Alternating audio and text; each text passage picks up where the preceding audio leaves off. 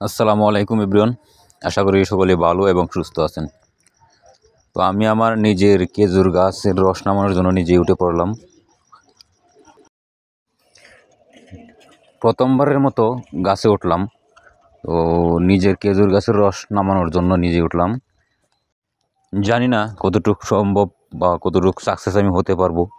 প্রথমবারের মতো উঠলাম, তো তারপরে দেখা যাক। কাজ করার শুরুতেই আমি আমার সেফটি বেল্টটা আগে বেঁধে নিই, কারণ যেহেতু এখানে হাত ছেড়ে কাজ করতে হবে, তাই নিজেকে আগে সেফটি করতে হবে।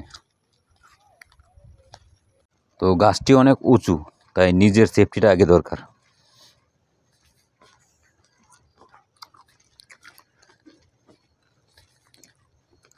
সকলেই দোয়া করবেন যেন আমি এখান থেকে সফল হতে পারি। তো আমার কোমরের রশি বাঁধা হয়ে গেল, এখন আমি এখানে হাত ছেড়ে কাজ করতে পারবো, কোনো সমস্যা নেই। তো এটা আমি আগেই গাছটা কেটে পরিষ্কার করে রেখেছিলাম, 10-12 দিন আগে রেখেছিলাম, যে গাছটা একটু শুকানোর জন্য ওয়েট করতেছিলাম। তো গাছটা শুকানোর পরে আমি আবার গাছে উঠলাম।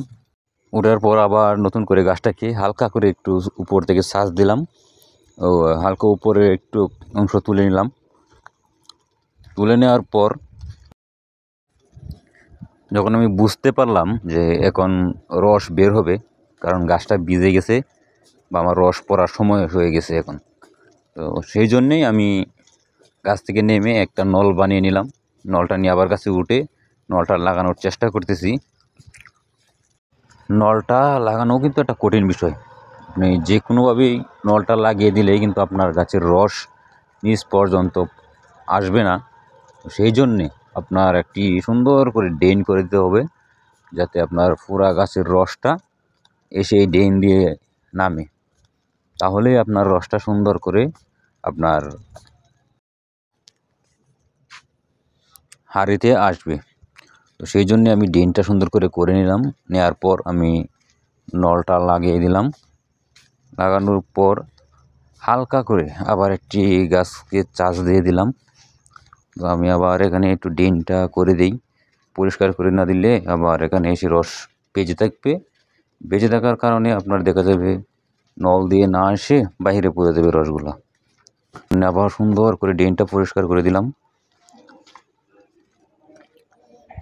পরিষ্কার করে দেওয়ার জন্যই আমার নলটা দিয়ে সুন্দর করে রস আসবে।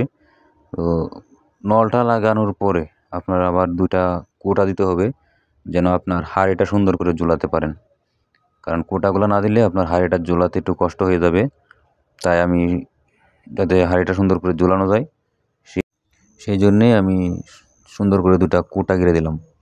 তো তো হাঁড়ি কীভাবে ঝোলাবেন সেটা আমি দেখাবো পরের কোনো একটা ভিডিওতে। তো আজকের মতো ভিডিওটা এই পর্যন্তই। দেখা হবে নতুন কোনো ভিডিওতে। আসসালামু আলাইকুম, সকলে ভালো থাকবেন।